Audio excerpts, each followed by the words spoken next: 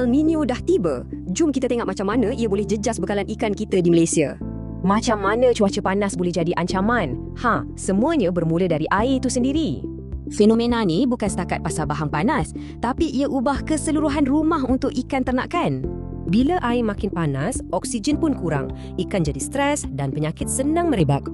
Tapi kan ada satu kumpulan yang paling terkesan. Siapa dia? Pengusaha sangkar air tawar. Dan jumlahnya bukan sikit. Ada 1,714 pengusaha yang tengah hadapi masalah ni. Cabaran dorang ni lain macam sikit sebab dorang harap 100% pada sungai, tasik dan empangan. Pertama, bila air surut, ikan jadi sesak. Lepas tu mulalah stres dan berebut ruang. Kedua, aliran sungai yang perlahan buat sisa ikan terkumpul. Akhirnya, jadi racun dalam air. Haba panas juga buat alga membiak gila-gila.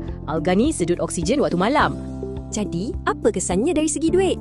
Ini bukan isu alam sekitar je, tapi soal jaminan makanan kita. Cuba bayangkan, hampir 18,000 tan metrik pengeluaran ikan mungkin terjejas. Banyak tu. Dan kesannya paling teruk dekat Pahang, Perak dan Terengganu. Habis pendapatan orang luar bandar.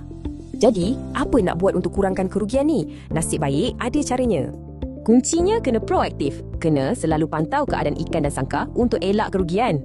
Dan kalau dah terjejas, jangan lupa. Perkara pertama kena buat ialah laporan polis.